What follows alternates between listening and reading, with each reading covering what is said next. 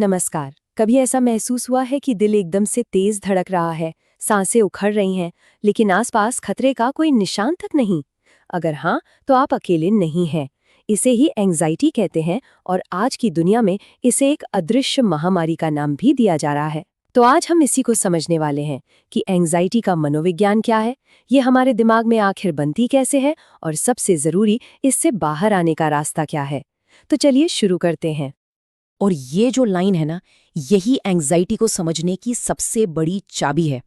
मतलब एंग्जाइटी उस खतरे के बारे में है ही नहीं जो अभी इसी पल हमारे सामने है। नहीं, ये तो उस खतरे के बारे में है जिसके भविष्य में होने की हम सिर्फ कल्पना कर रहे हैं।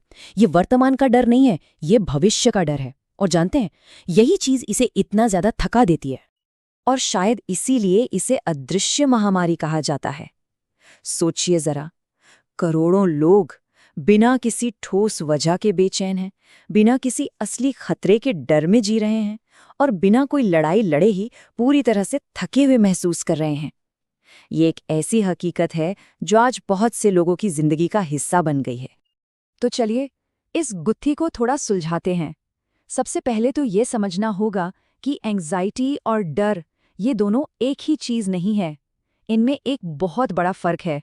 और सच कहूं तो सारा खेल इसी फर्क का है। देखिए, डर जो है ना, वो प्रेजेंट से जुड़ा है, एक असली ठोस खतरे से। जैसे मान लीजिए कोई गाड़ी बहुत तेजी से आपकी तरफ आ रही है, तो जो महसूस होगा वो डर है, एकदम असली। लेकिन एंग्जाइटी वो जुड़ी है भविष्य की कल्पना से। वो क्या होगा अगर वाली फीलिंग है। क्या होगा अगर मेरा एक्सीडेंट हो गया तो?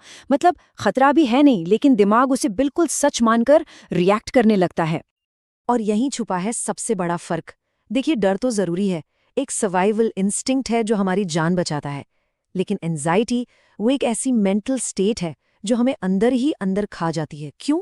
क्योंकि हमारा दिमाग लगातार एक ऐसे दुश्मन से लड़ रहा है जो असल में है ही नहीं। तो ठीक है, डर और एंजाइटी का फर्क तो अब हमें पता चल गया।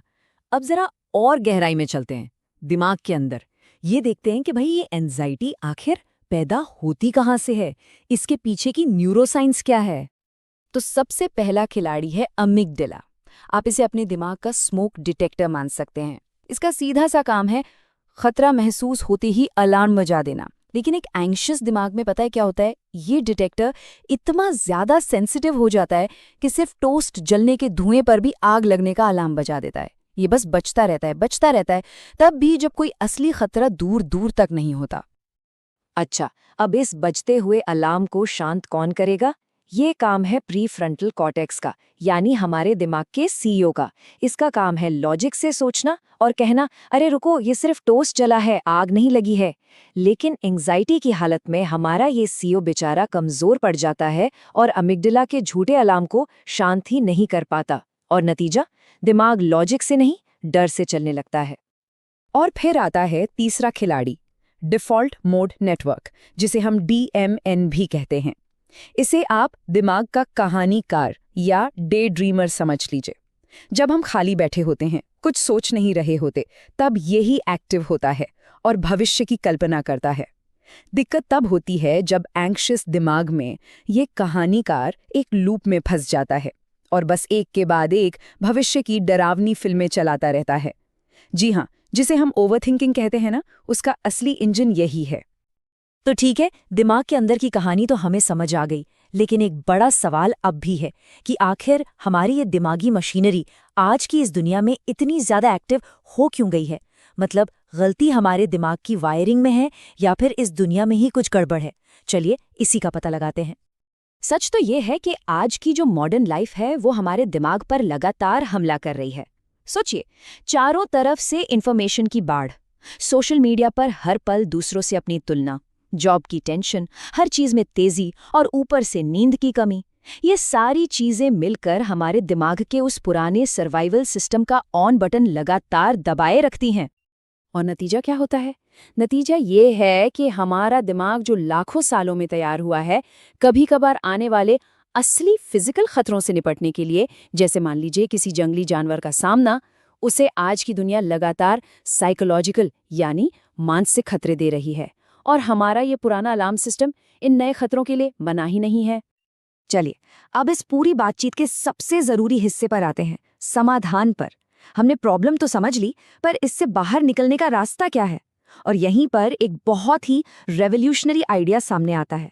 वो ये कहता है कि एंग्जाइटी से लड़ने की शुरुआत सोच से नहीं, शरीर से करनी पड़ती है। और ये एक ऐसा सवाल है जो शायद हर उस इंसान के मन में आता है जो एंग्जाइटी से जूझ रहा है, कि आखिर क्यों सिर्फ पॉजिटिव सोचो या अच्छा सोचो कहने से ये ठीक नहीं हो जाती। इसका सीधा सा जवाब है क्योंकि एंग्जाइटी कोई लॉजिक की प्रॉब्लम है ही नहीं, ये तो हमारे नर्वस सिस्टम का एक फिजिकल रिस्पॉन्स है, एक शारीरिक प्रतिक्रिया। और आप ही बताइए, क्या कोई एक फिजिकल रिएक्शन से बहस कर सकता है? नहीं कर सकता। इसीलिए पहले शरीर को शांत करना पड़ता है, मन तो उसके बाद अपने आप शांत होता है। और हमारा शरीर वो तो इस झूठे अलार्म पर पूरी तरह से यकीन कर लेता है। नतीजा, सीने में एक भारीपन सा महसूस होता है, सांसें उखड़ने लगती हैं, दिल जोर जोर से धड़कने लगता है, पेट में अजीब सी घबराहट होती है, मांसपेशियां अकड़ जाती हैं। शरीर को तो यही लगता है कि सामने कोई शेर आ गया है और वो लड़ने या भागने के लिए तैयार हो जाता है, जबकि हकीकत में वहां कोई खतरा होता ही नहीं। तो अब हम आ गए हैं सबसे आखिरी और सबसे काम के हिस्से पर। जब एंग्जाइटी हमें खींचकर भविष्य की चिंताओं में ली जाती है, तो उस पल में वर्तमान में वापस कैसे आया जाए? शरीर के इस रिएक्शन को संभाला कैसे जाए? तो देखिए, इस रास्ते पर चलने के लिए 5 कदम हैं। सबसे पहला और सबसे जरूरी, शरीर को ये सिग्नल देना कि सब सुरक्षित है। और इसका सबसे आसान तरीका है गहरी धीमी सांस लेना। यह आपके नर्वस सिस्टम को बताता है कि सब ठीक है, खतरा टल गया है। दूसरा कदम है उस फीलिंग को एक नाम देना। खुद से कहना, ये एंग्जाइटी है, ये कोई असली खतरा नहीं है। बस इतना कहने से ही डर पर थोड़ा कंट्रोल आ जाता है। और बाकी के जो कदम हैं, जैसे प्रेजेंट मोमेंट में वापस लौटना, जिस चीज़ से डर लगता है उससे भागना बंद करना और अपने नर्वस सिस्टम का ख्याल रखना, वो सब इसी नींव पर काम करते हैं। और आखिर में एक बात समझना बहुत बहुत ज़रूरी है। एंग्जाइटी कोई कमज़ोरी नहीं है, बिल्कुल नहीं। ये एक ओवर प्रोटेक्टिव दिमाग का नतीजा है। एक ऐसा दिमाग जो हमारी सुरक्षा को लेकर इतना ज़्यादा फिक्रमंद हो गया है कि वो ज़रूरत से ज़्यादा ही सोचने लगा है।